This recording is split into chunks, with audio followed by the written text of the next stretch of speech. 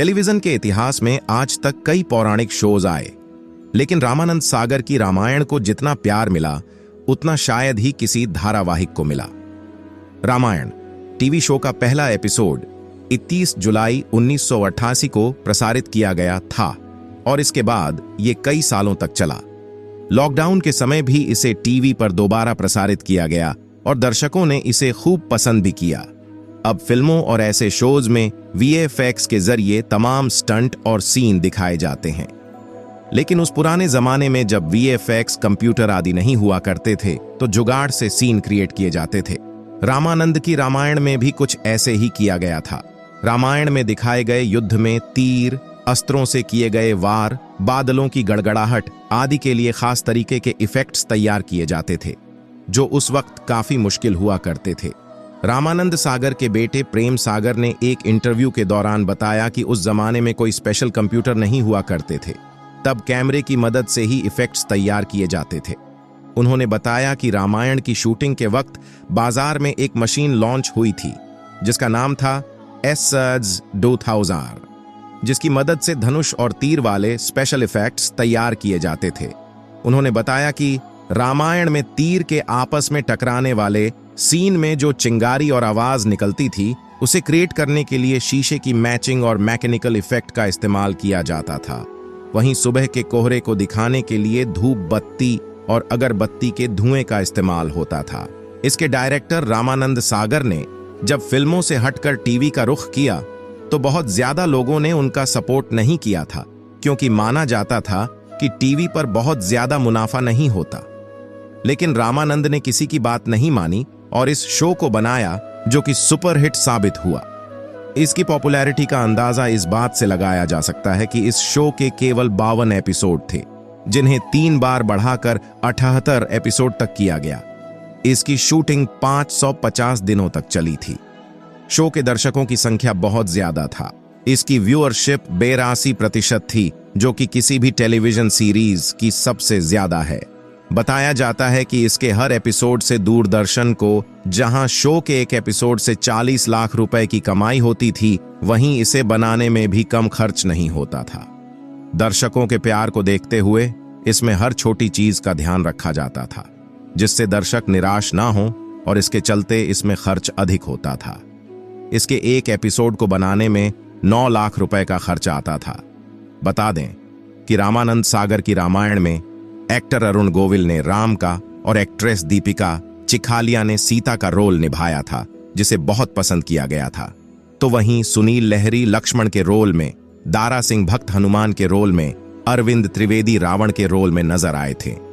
ऐसा दावा किया जाता है कि इससे होने वाली कमाई 40 लाख तक होती थी।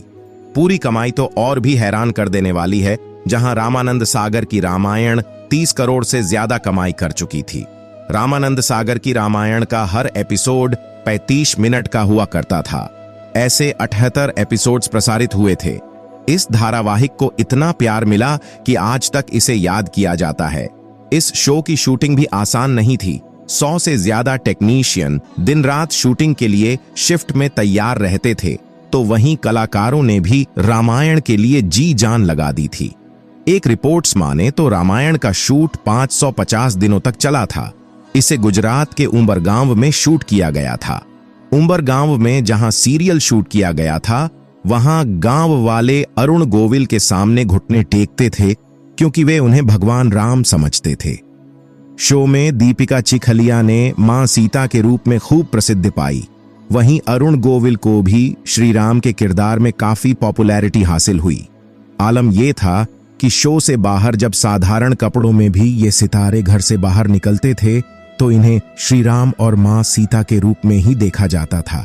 फैंस इनसे ऑटोग्राफ बाद में मांगते थे, पहले इनके चरण स्पर्श करा करते थे।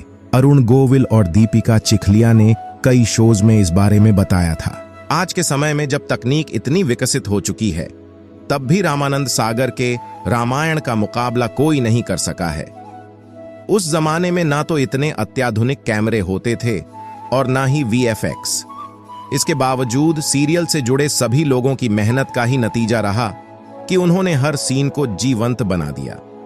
रामायण की ज्यादातर शूटिंग रामानंद सागर के बंगले, सागर विला में हुई है। कुछ सीन आउटडोर हैं। जब शूटिंग बाहर होती थी तो वहां के थिएटर आर्टिस्ट और अन्य कलाकारों की मदद ली जाती थी।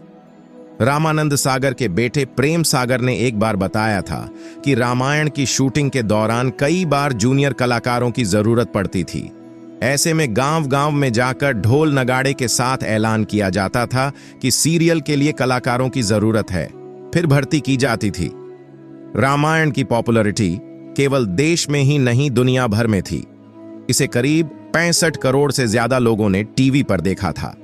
रामायण की शूटिंग लगातार करीब 1.5 साल तक चली थी।